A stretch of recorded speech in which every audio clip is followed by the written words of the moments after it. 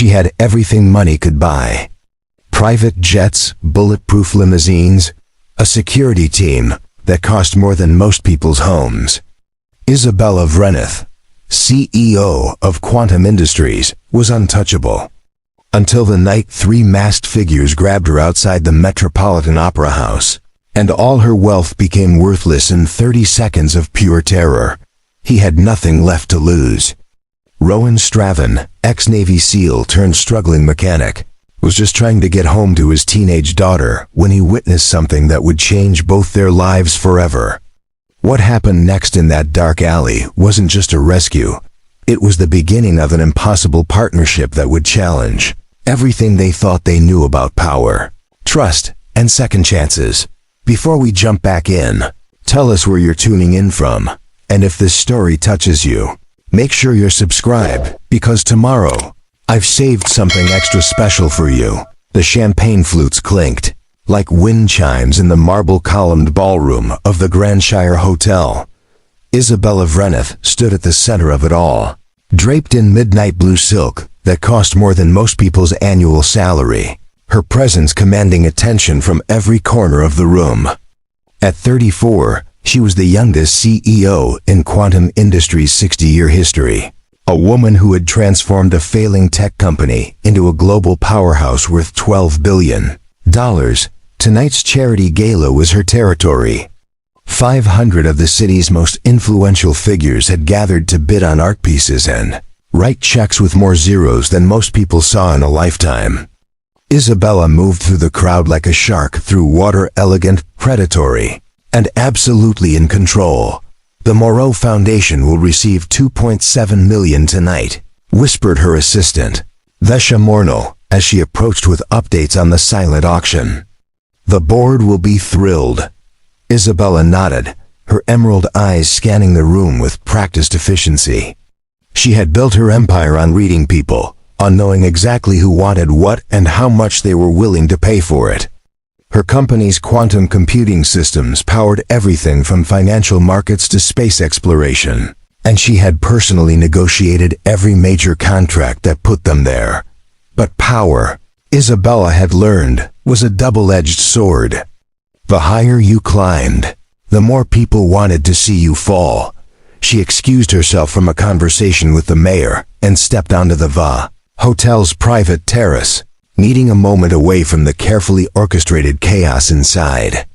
The cool October air felt good against her skin, and for just a moment, she allowed herself to breathe without performing. That's when she noticed them. Three figures in dark clothing lingered near the service entrance, their positions too strategic to be coincidental. Years of corporate warfare had taught Isabella to trust her instincts, and right now, every alarm bell in her head was screaming. She reached for her phone to call security, but before she could dial, a hand clamped over her mouth from behind. "Don't make a sound," a voice hissed in her ear. "Walk to the van nice and easy," Isabella's mind raced. Her security team was inside, believing she was safe among 500 witnesses.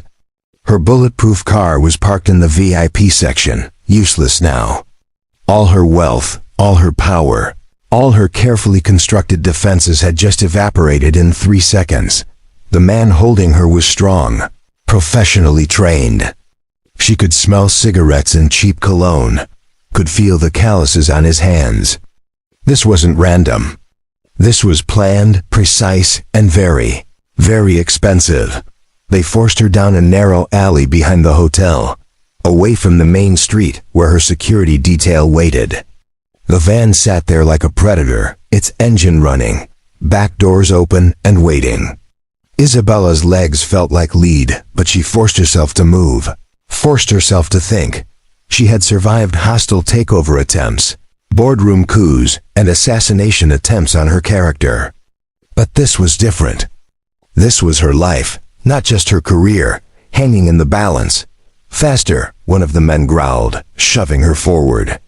She stumbled in her heels, her mind calculating distances, escape routes, anything that might give her an advantage.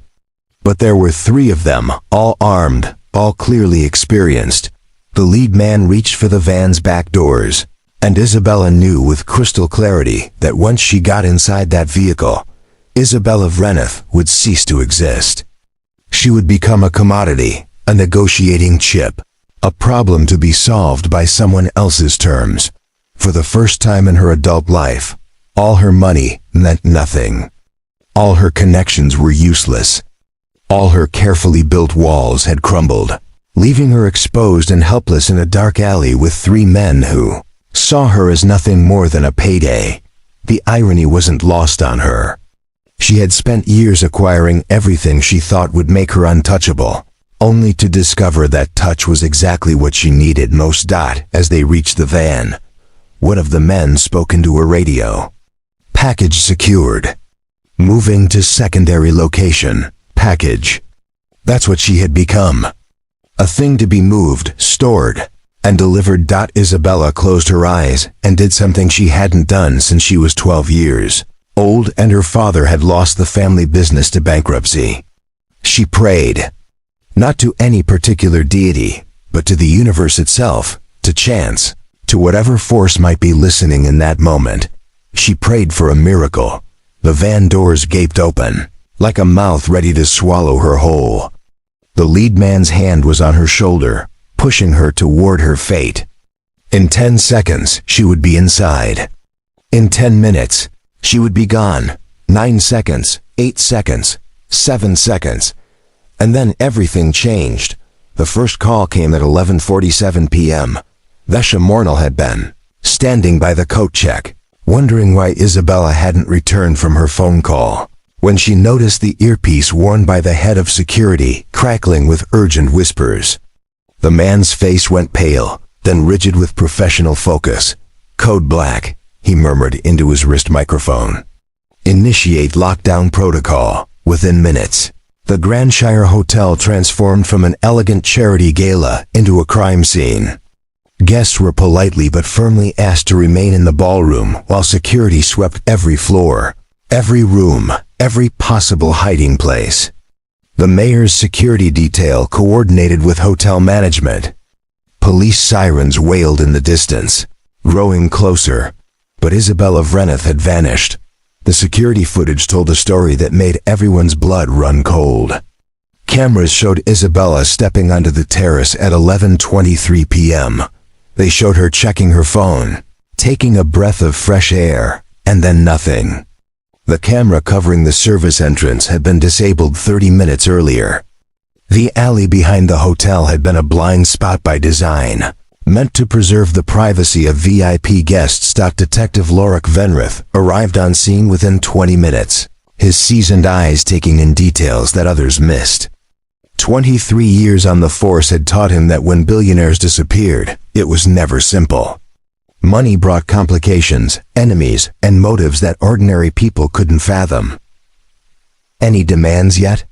he asked the lead security officer. "Nothing. No calls, no messages, no contact at all." That worried Venrith more than a ransom demand would have. Professional kidnappings usually involved immediate contact, establishing terms and timelines. Silence meant either the perpetrators were still moving, or they had other plans entirely. By 2 a.m., the hotel was crawling with federal agents. The FBI had taken over the investigation, bringing resources that local police couldn't match. Agent Silara Grenthal spread crime scene photos across a makeshift command table, her expression grim. 3 men, professional operation. Inside knowledge of security protocols, she briefed the assembled team. They knew exactly when and where to strike. This wasn't opportunistic. Someone paid good money for this. The guest list was a who's who of potential enemies. Corporate rivals who had lost billions in deals to Isabella's company. Foreign governments who had been outbid on military contracts. Investors who had been pushed out during hostile takeovers. The list of people with motives to hurt Isabella Vreneth could fill a phone book, but motives weren't leads. The van had been found abandoned in an industrial district 30 miles away, completely sanitized. No fingerprints, no DNA, no surveillance cameras in the area. It was as if Isabella had simply vanished into thin air. Vesha sat in the hotel lobby, her evening gown wrinkled and her makeup smeared from crying. She fielded calls from board members, investors, and media outlets, all demanding answers she didn't have. Quantum Industries' stock price had already begun to plummet in after-hours trading. Without Isabella's leadership, the company's future looked uncertain. She built everything herself, Vesha told Detective Venrith during her interview. No family, no close personal relationships, just the company.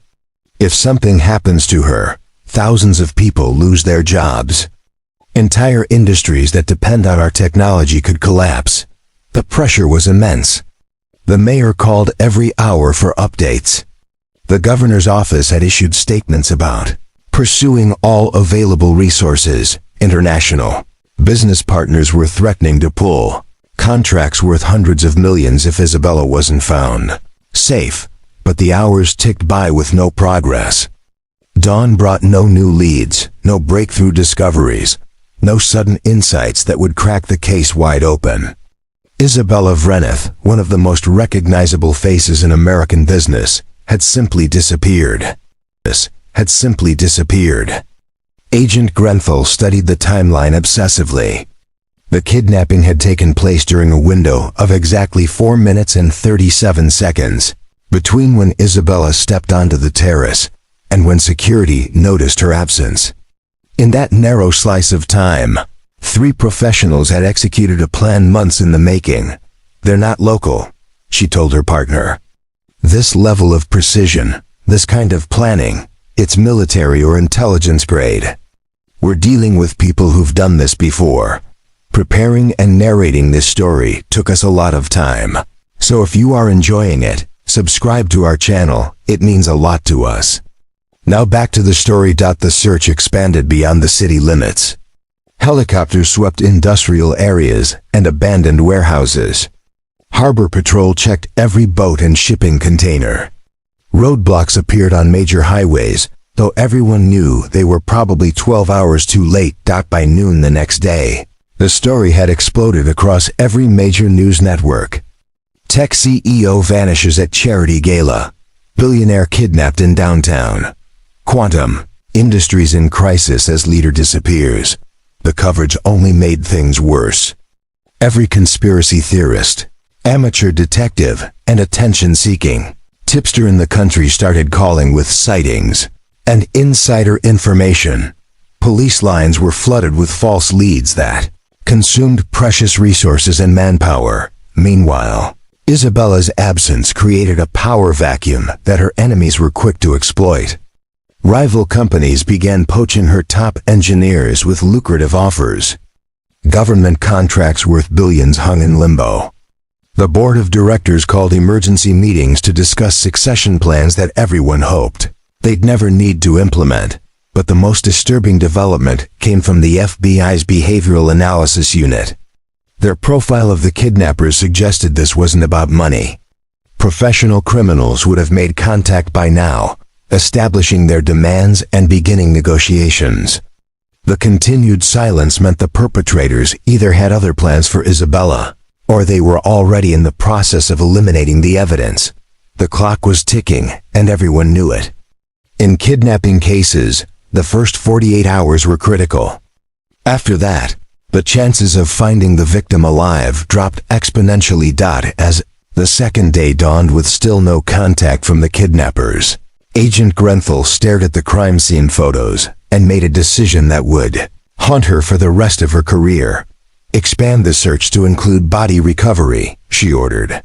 Start checking landfills, construction sites, anywhere they might have disposed of evidence, because in her experience, when billionaires disappeared without a trace, they usually stayed that way. 20-6 hours earlier, Rowan Straven had been having the kind of day that made him question every decision that had led him to this point.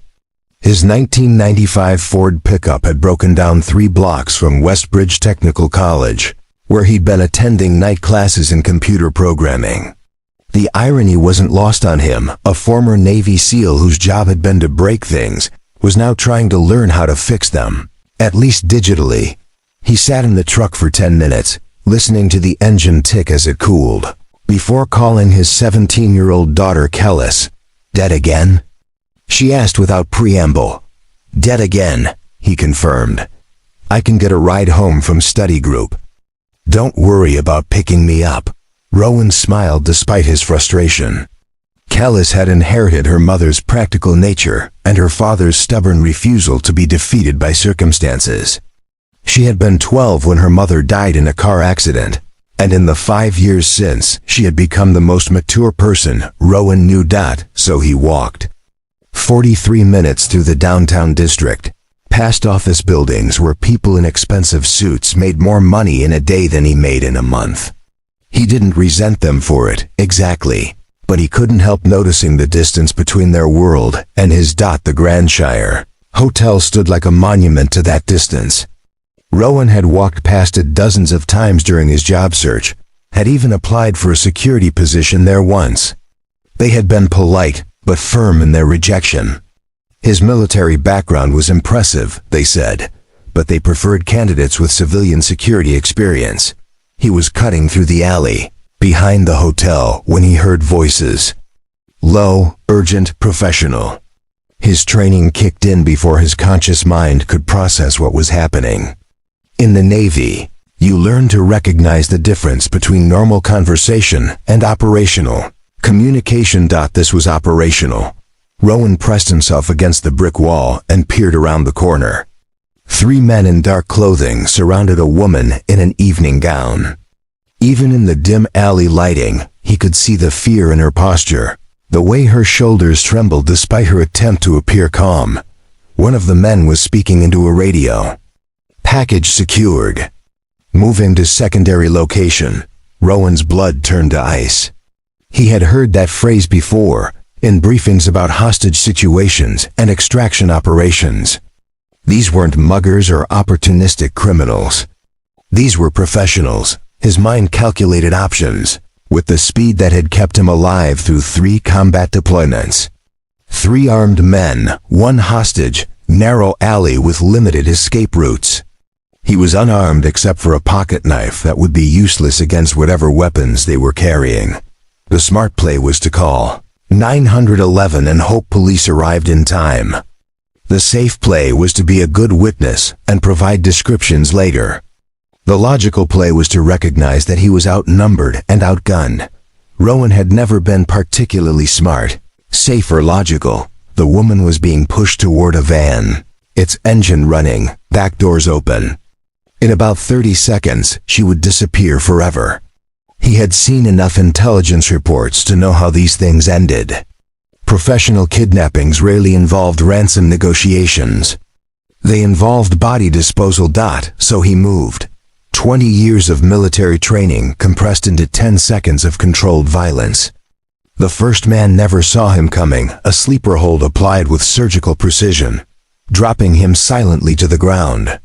The second man turned just in time to catch Rowan's elbow in his solar plexus, doubling him over before a knee to the face put him down permanently. The third man was reaching for his weapon when Rowan tackled him into the side of the van, the impact echoing through the alley like a gunshot. They hit the ground hard, Rowan using his weight advantage to pin the man while simultaneously disarming him. "Run!" he shouted to the woman. "Now!" But she didn't run. She stood frozen, watching him grapple with the third kidnapper, her eyes wide with shock and something else recognition. Not of him, but of the situation. This was a woman who understood crisis management, who had seen enough corporate warfare to recognize a battlefield when she found herself on one. Third man broke free and swung wildly at Rowan's head. Military reflexes kicked in, block, redirect, counter with devastating efficiency. The man dropped, unconscious before he hit the ground. Rowan stood breathing hard, adrenaline coursing through his system like electricity. Around him, 3 professional kidnappers lay motionless in various states of unconsciousness. The whole fight had lasted less than 2 minutes. He turned to the woman, expecting gratitude, or tears, or hysteria. Instead, she was studying him with the kind of analytical intensity usually reserved for business negotiations. "Are you hurt?" he asked. She shook her head, still staring at him. You're military, former Navy. Are you SEAL? It wasn't a question. Rowan nodded. Double quotes. Thank you, she said simply. Then, after a pause, I'm Isabella Vreneth. Even Rowan, who rarely paid attention to business news, recognized the name. Quantum Industries. Billionaire CEO. One of the most powerful women in the country. And he had just saved her life in a dirty alley behind a fancy hotel. We should call the police, he said. Already done. She held up her phone. They're en route. Sirens wailed in the distance, growing closer. Within minutes, the alley would be crawling with police, FBI, and reporters. Rowan's quiet life was about to become very complicated. Mr. Straven, Isabella said, and he wondered how she had learned his name so quickly. I owe you a debt that I can never fully repay. You don't owe me anything. Anyone would have. No, she interrupted, her voice carrying the authority of someone used to being heard. Not anyone. Not like that. Not with that skill, and certainly not with that courage. The police cars rounded the corner, their lights painting the alley in red and blue strobes. Isabella stepped closer to him, close enough that he could smell her perfume beneath the scent of fear and adrenaline. I'm going to make you an offer, she said quietly. Something that will change your life and your daughter's life forever. But first, we need to get through this. As Detective Venrith approached with his notebook out and his questions ready, Rowan realized that his quiet existence had just ended. Whether he wanted it or not, he had just stepped into Isabella Vreneth's world. And from the look in her eyes, she had no intention of letting him step back out. The police station buzzed with activity that felt more like a war room than a precinct. FBI agents huddled around laptops, analyzing security footage frame by frame. Detective Venrith had commandeered the largest interview room for what had become an impromptu command center. And at the center of it all sat Rowan Straven, looking like he'd rather be anywhere else in the world. Walk me through it one more time, Agent Grenthal said, her pen poised over a legal pad already covered with notes. You were walking home from where? You were walking home from where? Westbridge Technical College. Night classes in computer programming. And you decided to cut through the alley because... Shorter route. I walk it twice a week. Rowan's answers were precise, military in their brevity. He had given the same account 4 times already, to 4 different investigators, and his story never varied by so much as a word. Agent Grenthal had interviewed hundreds of witnesses over her career, and she had never seen anyone more reluctant to be called a hero. 3 armed professionals, she continued. Military-grade equipment, coordinated operation, and you took them down barehanded. They weren't expecting resistance. Still, the level of skill required. I did what needed to be done. Agent Grenthal exchanged glances with Detective Venrith. They had Rowan's military records, or at least the parts that weren't classified. 8 years active duty, 3 combat deployments, multiple commendations for valor. The man sitting across from them was a certified weapon, but he wore it like an old coat he'd forgotten he was wearing. Isabella sat in an adjacent conference room, fielding calls from board members and crisis management teams. Through the glass partition, Rowan could see her pacing, gesturing, taking control of a situation that had threatened to destroy everything she'd built. She had traded her torn evening gown for a crisp business suit that someone from her office had delivered, transforming back into the corporate powerhouse the world expected her to be. But every few minutes, she would glance through the glass at him, and Rowan could see something in her eyes that had nothing to do with business. Mr. Straven, Detective Venrith said, setting down his coffee mug with deliberate care. We need to discuss your security going forward. My security? These men were professionals. High-end operation, sophisticated planning. Someone paid a lot of money to take Ms. Vreneth, and you just cost them their investment. They might not be happy about that. Rowan had considered this possibility during the long hours of questioning. Military thinking had taught him to anticipate consequences, to plan for retribution. But he had a daughter to think about, a life to protect. What are you suggesting? Protective custody. Safe house until we can determine who ordered the kidnapping and whether they pose an ongoing threat. For how long? Could be weeks. Could be months. Rowan thought about Callus, probably asleep at home right now, unaware that her father had just appended their carefully ordered existence. She had a scholarship interview next week for a summer engineering program. She had friends' routines, a life that didn't include hiding from professional criminals. "I'll take my chances," he said. "Mr. Straven." I said no. The conversation was interrupted by a knock on the door. Isabella entered without waiting for permission, her presence immediately changing the dynamics of the room. She looked at the assembled investigators with the kind of calm authority that came from running board meetings and merger negotiations. "Gentlemen, I need a moment alone with Mr. Straven." Agent Grenfell started to protest, but Isabella's expression suggested that arguing would be futile. The investigators filed out reluctantly, leaving Rowan alone with the woman whose life he had saved. Isabella took the seat across from him, studying his face with the same intensity she had shown in the alley. "They want to put you in protective custody," I declined. "Because of your daughter, it wasn't a question."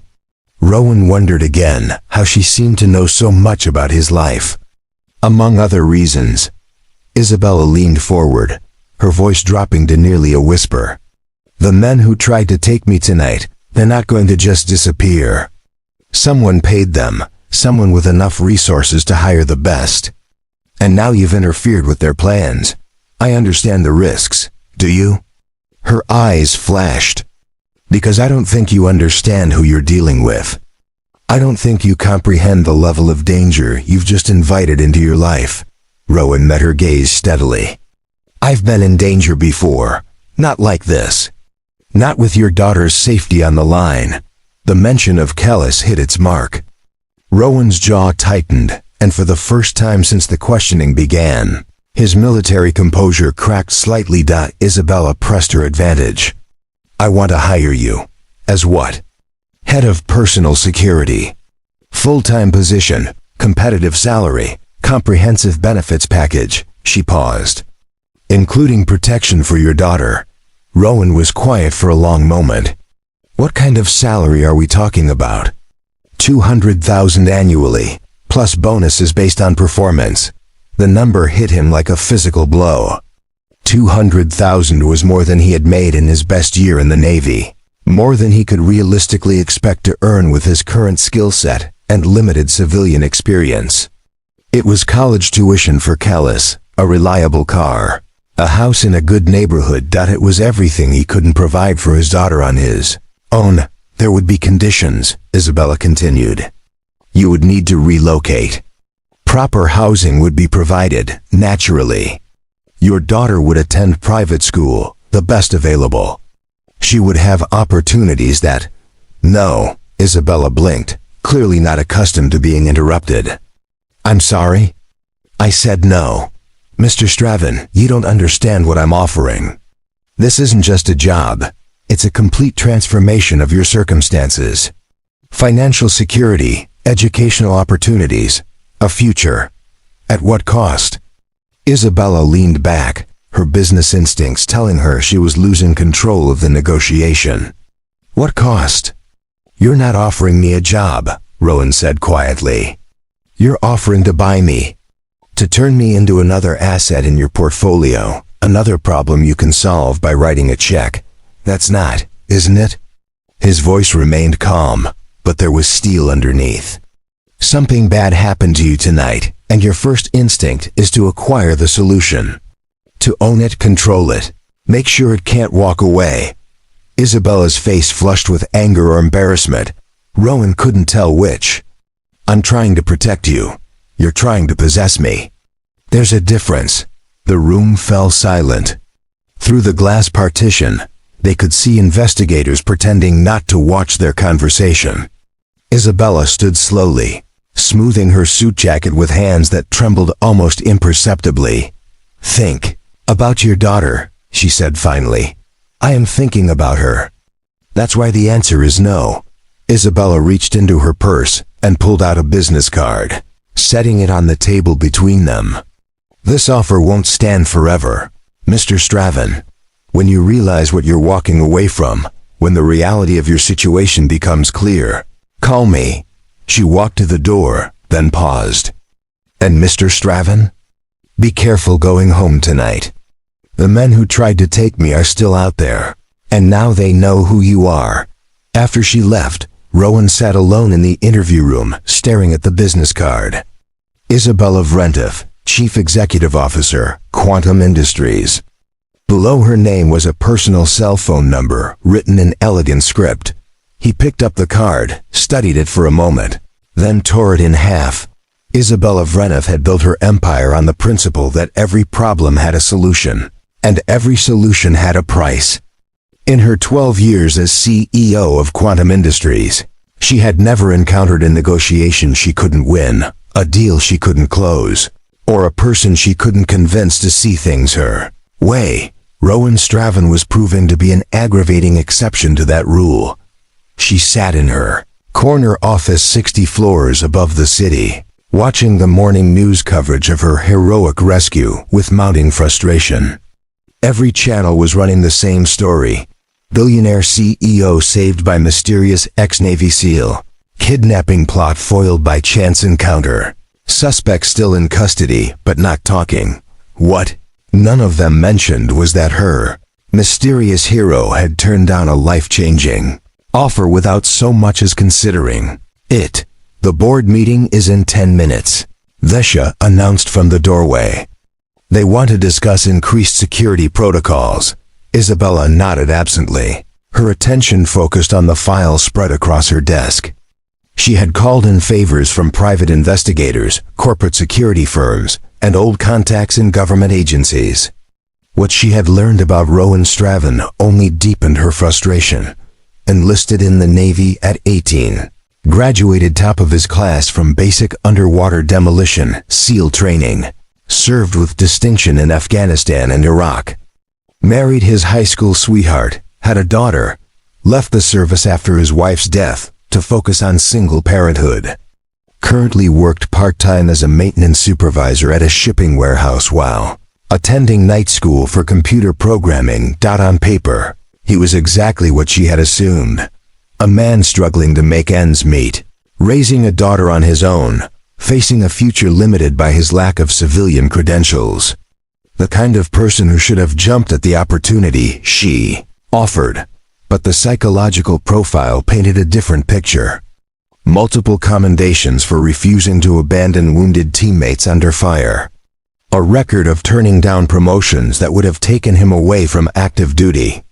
A man who consistently chose principle over advancement, loyalty over personal gain. Stubborn, she muttered. Ma'am?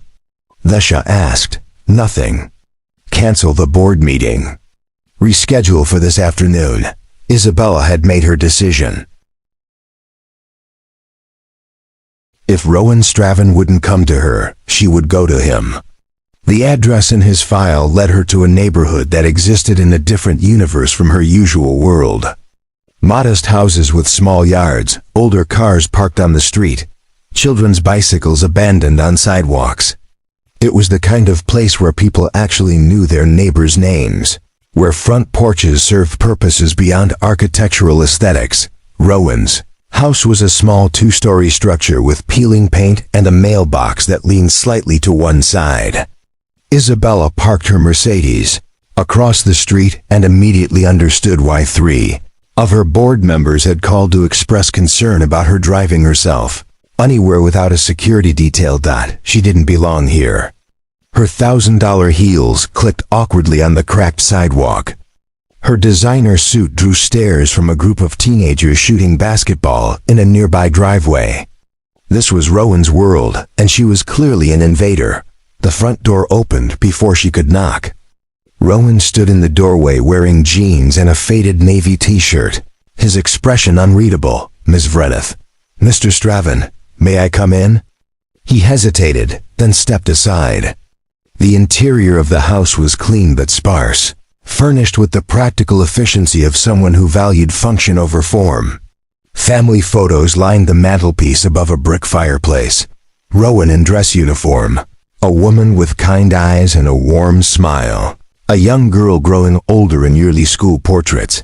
"Your daughter's beautiful," Isabella said, studying the most recent photo. "She's at school." "Good. We need to talk privately." Rowan gestured to a worn leather couch. Isabella perched on the edge, acutely aware that this was the most modest home she had entered in 15 years. "I've reconsidered my offer," she began. "I haven't reconsidered my answer." "You should." "The FBI released the identities of the men who tried to kidnap me. Konstantin Yezhov, Dmitry Volkov, Alexei Petrov. All former Russian Spetsnaz, all wanted by Interpol for kidnapping and murder." Rowan's expression didn't change, but she saw his hands tighten slightly on the arm of his chair. "They were released on bail this morning," she continued. "Posted by a shell company that traces back to a corporation in Montenegro. Someone with serious resources wants them free." "Why are you telling me this?" "Because you're in danger. Because your daughter is in danger. Because my problems have become your problems, whether you want them or not." Isabella reached into her purse and pulled out a tablet, showing him surveillance footage from the courthouse. 3 men in expensive suits walking out of jail, their faces hard and professional. "They know who you are, Rowan. They know where you live, where your daughter goes to school, where you work. And in their world, witnesses don't get to walk away." For the first time, she saw fear flicker across his features. Not for himself, but for his daughter. She pressed her advantage. "I'm not trying to buy you," she said softly. "I'm trying to save you." Rowan was quiet for a long moment, studying the surveillance footage. When he spoke, his voice was carefully controlled. "What exactly are you proposing?" "Full protection for you and your daughter. Relocation to a secure facility until this is resolved. And yes, employment, because you'll need income and purpose while you're in hiding. For how long?" "However long it takes. And if I refuse?" Isabella met his eyes. "Then I suggest you teach your daughter how to watch for surveillance, how to vary her routes to school, how to recognize potential threats. Because those men aren't going to forget what you did to them."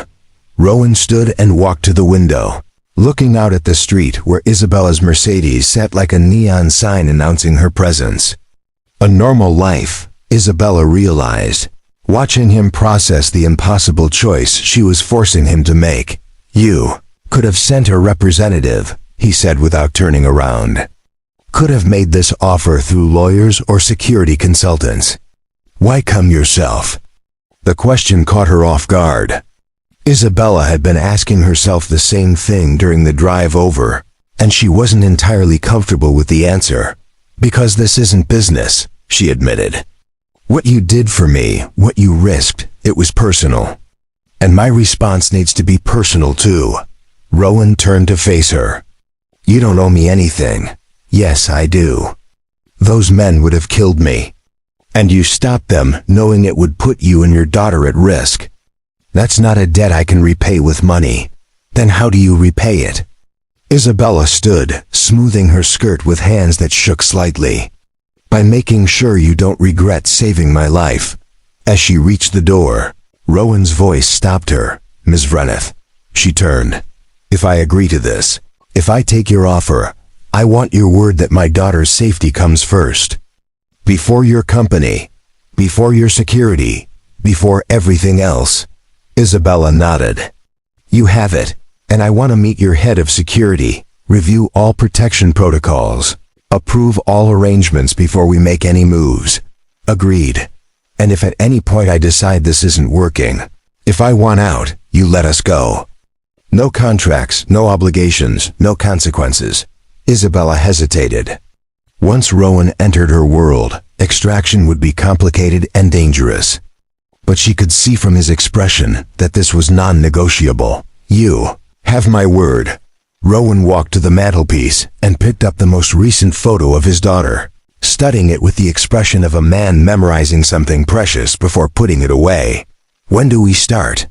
The Meridian Tower complex stood like a fortress of glass and steel on the outskirts of the city, its 42 stories gleaming in the afternoon sun.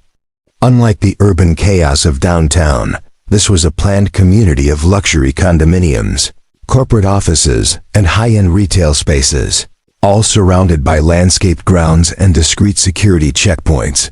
Rowan sat in the passenger seat of an armored SUV, watching the approaching towers with the analytical eye of someone trained to assess defensive positions.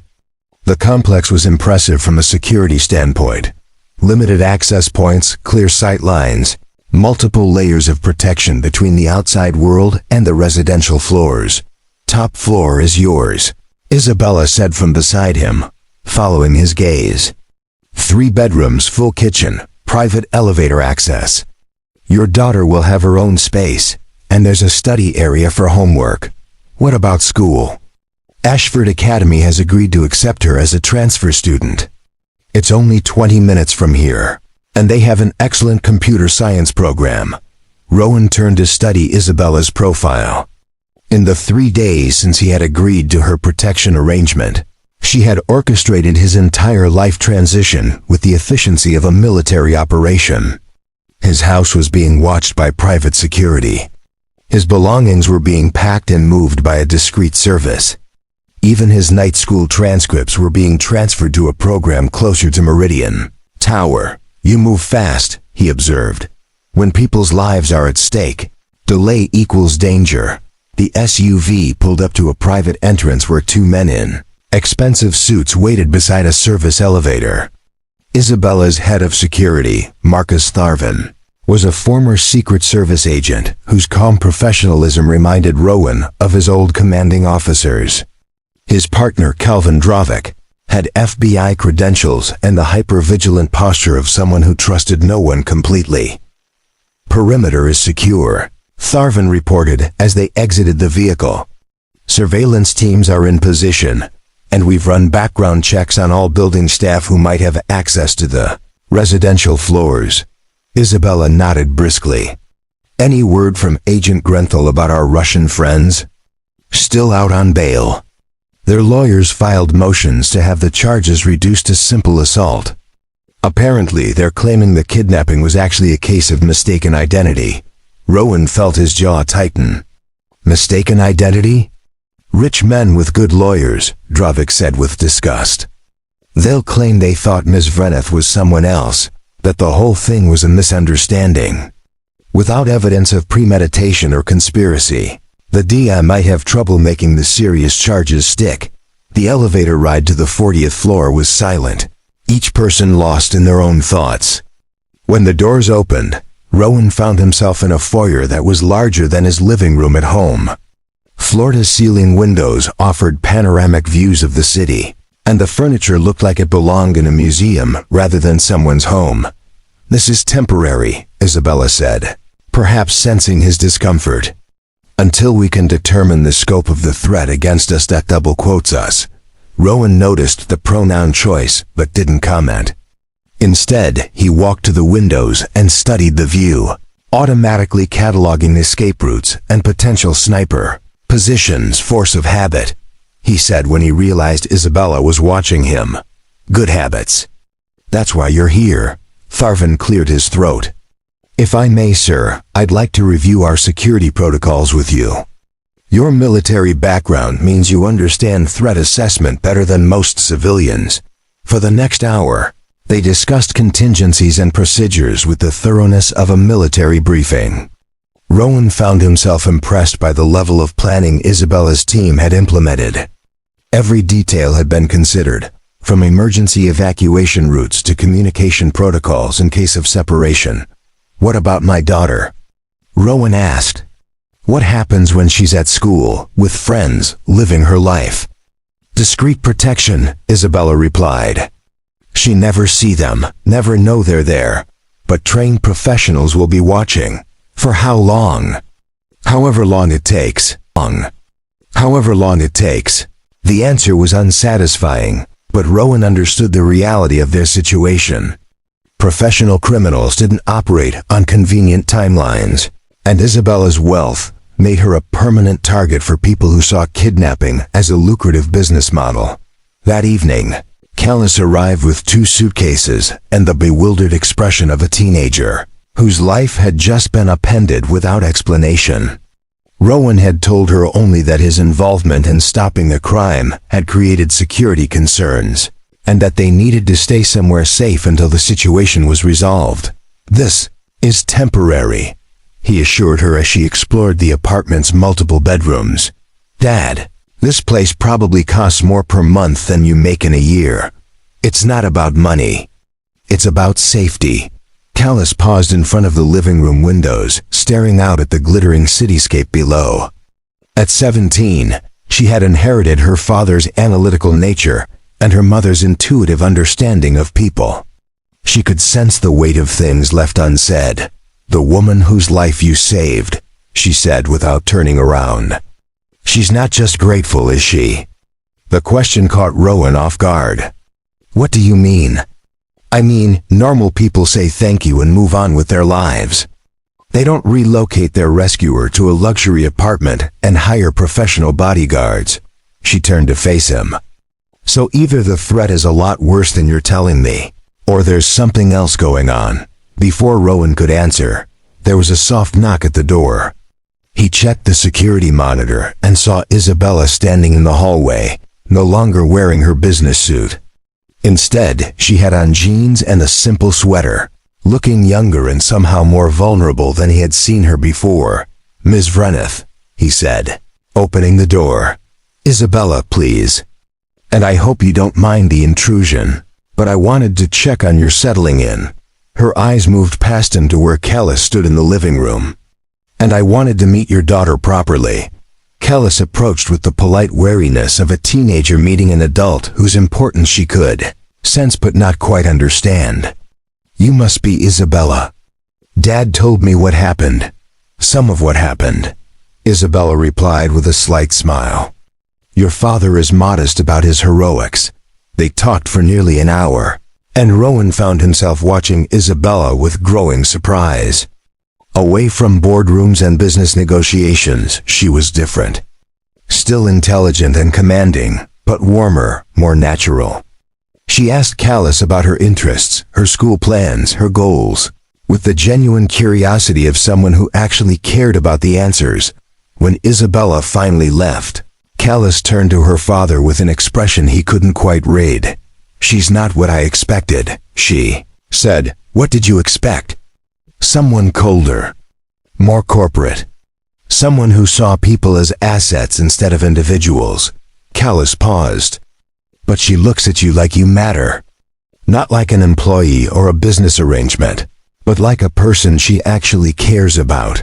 Rowan felt something twist in his chest, an emotion he wasn't ready to examine. "She's grateful for what happened. That's all." "Dad," Callis's voice was gentle but firm. "I'm 17, not 7. I know the difference between gratitude and something else." Later that night, as Callis settled into her new bedroom, Rowan stood at the living room window staring out at the city lights. His phone buzzed with a text message from Isabella. "Thank you for letting me meet her properly. She's remarkable, just like her father." He stared at the message for a long moment before typing back, "She gets that from her mother." The response came immediately. "No, she gets her strength from you." Rowan set the phone aside and tried to focus on the practical aspects of their situation. Security protocols to memorize, threat assessments to review, a new job to learn. But Isabella's words echoed in his mind, and he found himself thinking about the way she had looked at Callis, the genuine warmth in her voice when she spoke about their temporary living arrangement. This was supposed to be business. Protection and employment in exchange for loyalty and service.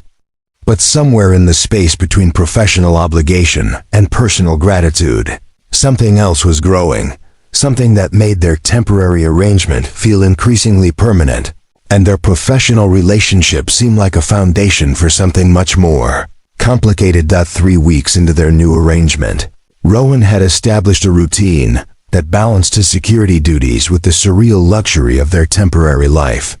He woke at 05:00 for PT in the building's private gym, reviewed overnight security reports over coffee, and briefed Isabella's protection detail before she left for the office. Evenings were spent helping, callous with homework and trying to pretend that living in a penthouse apartment was normal.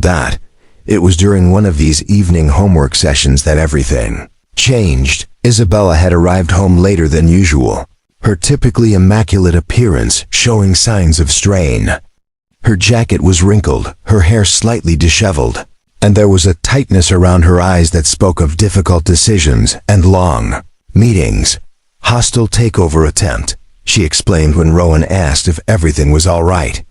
Blackwater Consortium has been buying up shares through shell companies for months. They made their move today. Kellis looked up from her calculus textbook. How hostile are we talking? Isabella managed a tired smile. The kind where they try to remove me as CEO and strip the company for parts. Can they do that? Kellis asked. If they acquire enough voting shares, yes. They can do whatever they want. Rowan watched Isabella pour herself a glass of wine with hands that shook almost imperceptibly. He had seen enough combat stress to recognize someone operating on adrenaline and caffeine, pushing through exhaustion by sheer force of will. When's the last time you ate? He asked. Isabella paused, wine glass halfway to her lips. I had coffee this morning. That's not food. I'll order something later. No, Rowan said, standing up. You'll eat now. He moved to the kitchen and began pulling ingredients from the refrigerator. Cooking had been one of the skills he'd learned out of necessity after his wife's death, and over the years it had become something approaching competence. You don't have to, Isabella began. Sit down, he said without looking up from the cutting board. You're running on empty, and making decisions when you're exhausted is how mistakes happen. Isabella sat at the kitchen island, watching him work with the same analytical intensity she brought to business negotiations. You cook. Kellis would have starved otherwise. Hey, Kellis protested from the living room. I can make toast. Burning bread doesn't count as cooking, Rowan called back. Isabella laughed, and the sound was so unexpected, so genuine, that Rowan found himself smiling as he worked. When was the last time he had heard her laugh like that? When was the last time he had wanted to? Tell me about the takeover, he said, seasoning chicken breasts with practiced efficiency. Blackwater specializes in acquiring tech companies and selling off their intellectual property. They don't care about employees, innovation, or long-term growth. They want our quantum computing patents so they can license them to the highest bidder. How do you stop them? Isabella was quiet for a moment, watching him slice vegetables with military precision. Find a white knight investor with deeper pockets.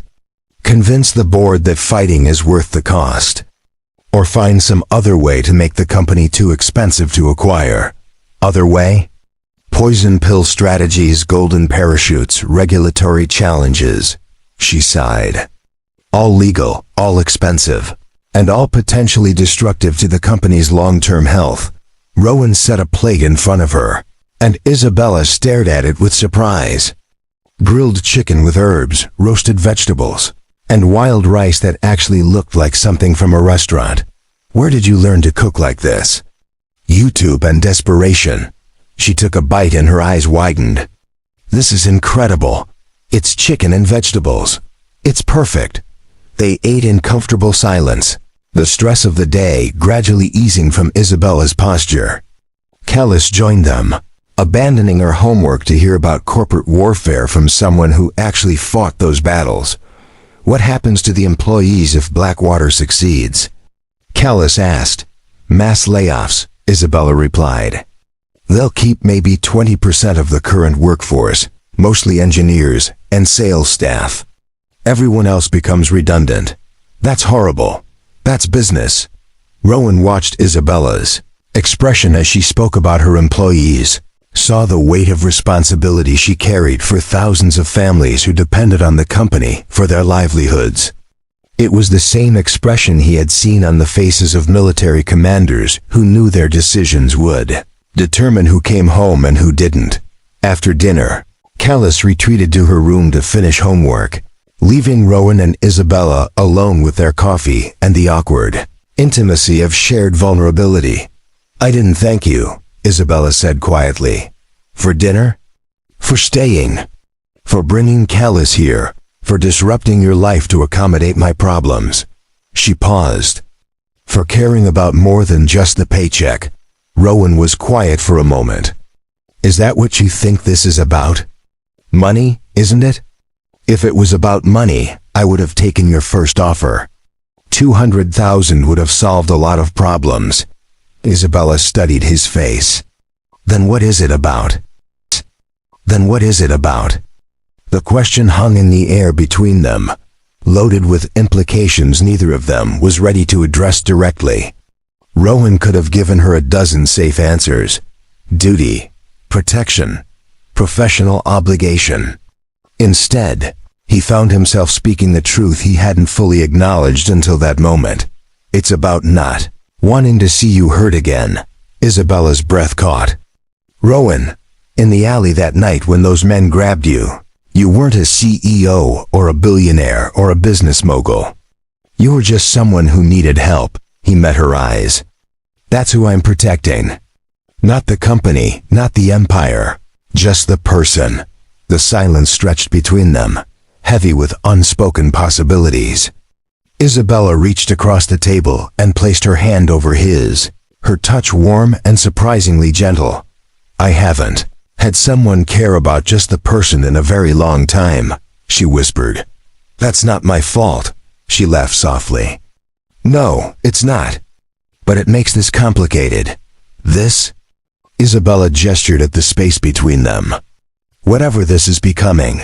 Before Rowan could respond, his phone buzzed with an emergency alert from the security system. He checked the message and felt his blood turn cold. "We need to go, now." "What's wrong?" "Perimeter breach at your office building. 3 men matching the description of our Russian friends were spotted in the parking garage 15 minutes ago." Isabella paled. "They're going after the company. They're going after you. The office is where you spend most of your time, where you're most predictable." Rowan was already moving, checking his weapon and calling for backup. "Tharvin, I need immediate response teams at Quantum Industries." Potential hostile contact. As they prepared to leave, Isabella caught his arm. "Rowan, if something happens to me, nothing's going to happen to you. But if it does, I need you to know that these past few weeks, having you and Callis here, it's been the most normal I've felt in years." He looked at her then, really looked, and saw past the executive armor to the woman underneath. Vulnerable, frightened, but trusting him with her life in a way that went beyond any employment contract. "Nothing's going to happen to you," he repeated. "I won't let it."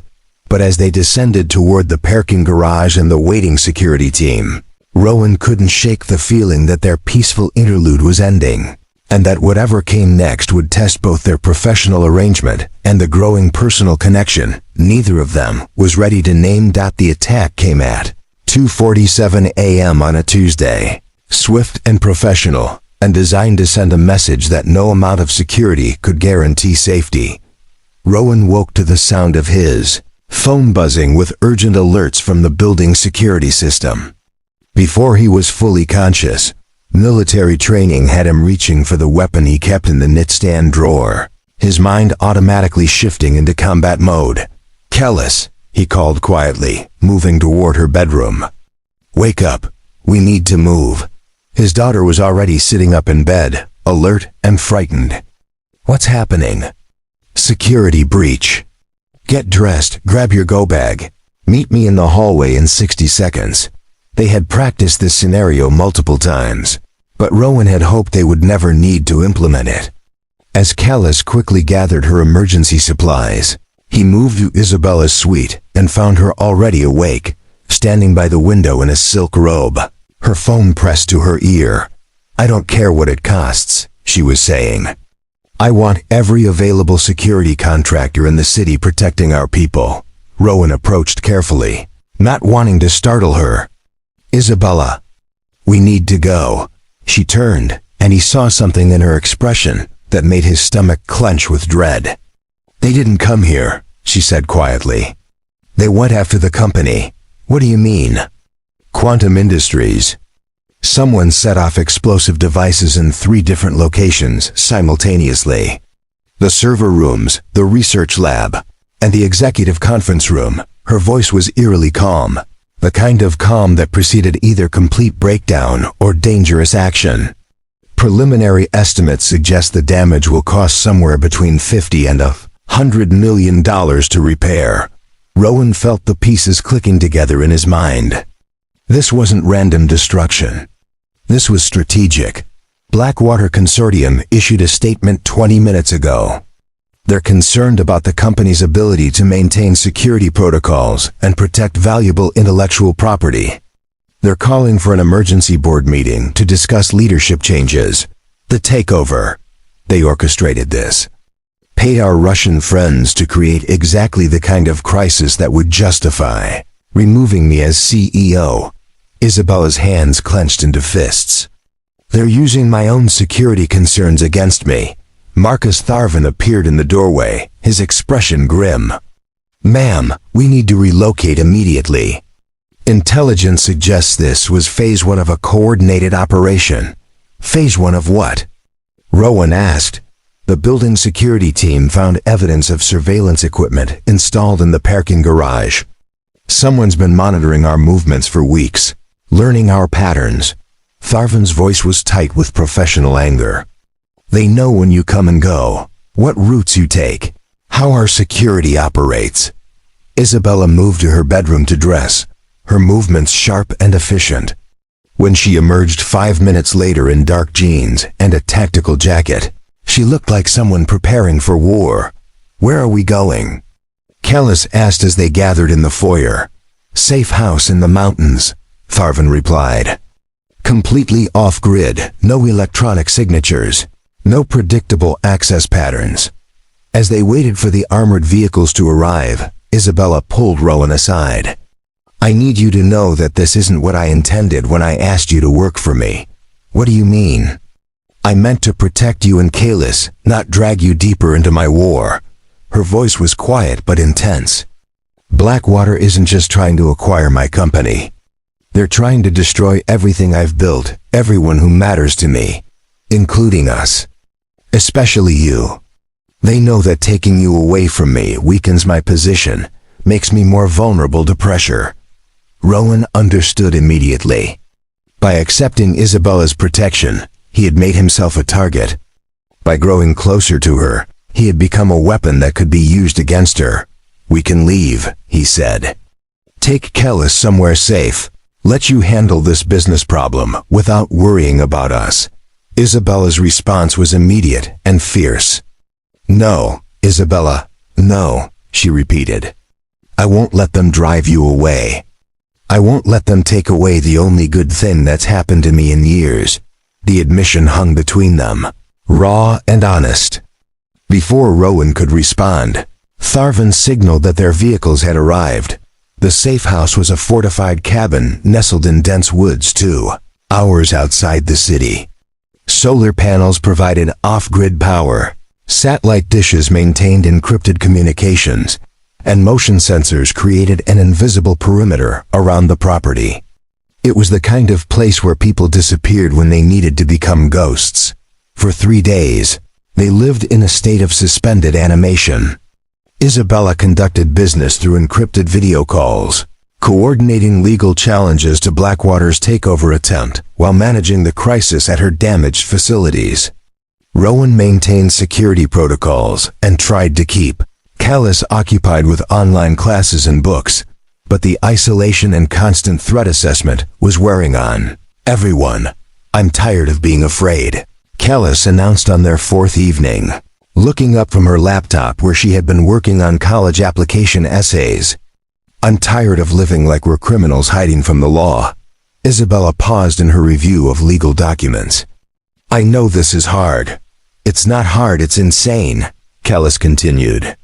We're hiding in the woods because some business executives hired criminals to blow up your building. That's not normal. That's not something that should happen in civilized society. Rowan saw the anger in his daughter's eyes, the frustration of a young person whose future had been hijacked by adult conflicts she couldn't control. None of this is your fault, Isabella said quietly. And it's not yours either, Kellis replied. But somehow we're all paying the price for other people's greed. That night, as Kellis slept in the cabin's loft bedroom, Rowan and Isabella sat by the fireplace, the weight of their situation settling over them like smoke. She's right, Isabella said. This isn't fair to either of you. Life isn't fair. That's the first lesson the military teaches you. But this is my choice to fight, not yours. You shouldn't have to sacrifice your daughter's sense of security for my business problems. Rowan studied Isabella's profile in the firelight. Is that what you think this is? Your business problems? Isn't it? Isabella, they tried to kidnap you. They hired foreign criminals to physically take you against your will. This stopped being about business the moment they put their hands on you. She turned to look at him, and in her eyes he saw something that made his chest tighten. Trust, gratitude, and something deeper that neither of them had been willing to name. I don't know how to do this, she whispered. Do what? Let someone else fight for me. Let someone else take risks for my sake, her voice caught. Let someone else matter more than the company. Rowan reached for her hand, covering her fingers with his own. You don't fight alone anymore. Rowan, whatever comes next, whatever Blackwater does, whatever those Russian criminals plan, we handle it together. You, me, and Kellis. That's our team now. Isabella looked at their joined hands, then back at his face. That sounds like more than a professional arrangement. Sounds like more than a professional arrangement. It is more than a professional arrangement. The admission settled between them like a promise, changing the fundamental nature of everything they had built together. But before either could explore what that meant, Rowan's phone buzzed with an emergency alert. Motion sensors had detected vehicles approaching the safe house. Multiple contacts, moving with tactical precision through the forest. Their war had found them. Even here, Rowan's training kicked in before conscious thought could interfere. Lights out, he commanded, moving swiftly to extinguish the fireplace while Isabella killed the electrical power to the cabin. Within seconds, they were operating in complete darkness. The safe house transformed from a refuge into a tactical position. Kellis, he called softly toward the loft. Down here now. His daughter appeared at the top of the stairs, fully dressed and carrying her emergency pack. She had inherited more than her mother's intuition. She had absorbed her father's preparedness through years of observation. How many? Isabella asked, her voice steady despite the circumstances. Rowan checked his tactical display. 6 vehicles, approximately 20 personnel. They're surrounding the perimeter, cutting off all escape routes. Through the cabin's reinforced windows, he could see flashlight beams moving through the trees like predatory eyes. These weren't local law enforcement or federal agents conducting a legal operation. The movement patterns were too coordinated, too militaristic. Blackwater? Isabella asked. Has to be. The Russians alone wouldn't have this kind of manpower. Tharvan's voice crackled through their encrypted radio system. Command, this is Overwatch. I'm in position on the ridge with Calvin. We count 22 hostiles, full tactical gear, military-grade weapons. This isn't a capture operation. They're equipped for elimination. The implication hit Rowan like a physical blow. Blackwater had decided that Isabella was too dangerous to merely remove from her company. They wanted her permanently out of the picture, along with anyone who might complicate their narrative. Options? He asked Tharvan, limited. They have us surrounded, but the terrain favors defense if we can hold our position. Problem is, they're not interested in a siege. Thermal imaging shows they're preparing for assault. Isabella moved to the weapons cache they had hoped never to need. What's our realistic chance of fighting our way out? Rowan didn't sugarcoat the assessment. Against 22 professionals with superior numbers and equipment? Maybe 15%. And if we surrender? 0% survival probability. Callus looked between them, her young face pale but determined. So we fight? No, Rowan said immediately. You're not fighting anything, Dad. This isn't negotiable. Isabella was studying the tactical display with the same intensity she brought to corporate strategy sessions. There's another option, she said quietly. Rowan saw the direction of her thinking and immediately rejected it. No, you don't know what I'm going to suggest. You're going to suggest surrendering yourself to draw them away from us. And the answer is absolutely not.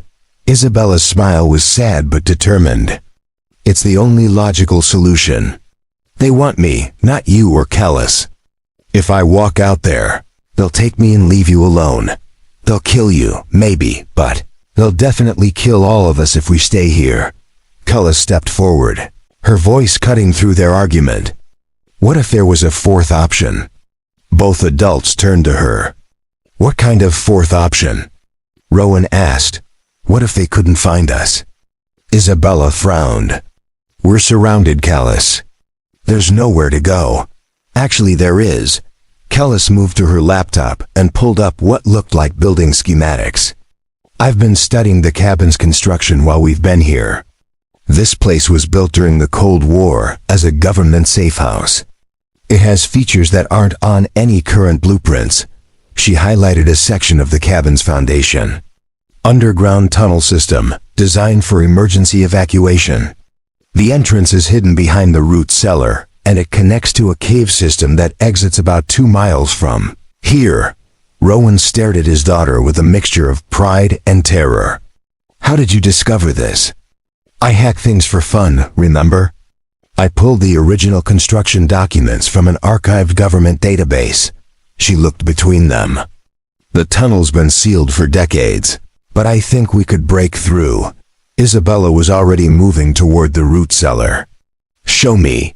They descended into the cabin's lower level, where Callus directed them to what appeared to be a solid stone wall.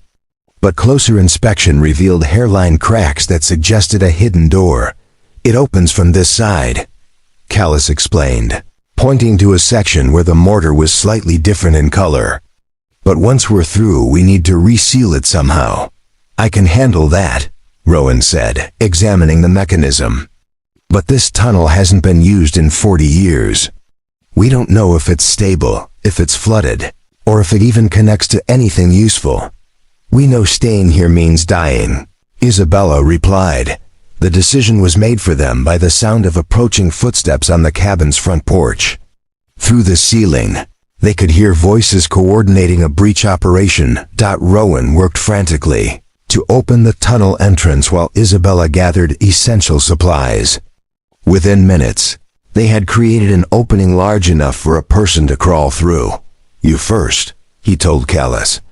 Dad, what about the entrance? How do you seal it from inside? Rowan looked at the mechanism, then at Isabella and his daughter. The math was simple and brutal. Someone had to stay behind to reseal the tunnel and misdirect their pursuers. Someone had to buy time for the others to escape. I'll catch up, he said.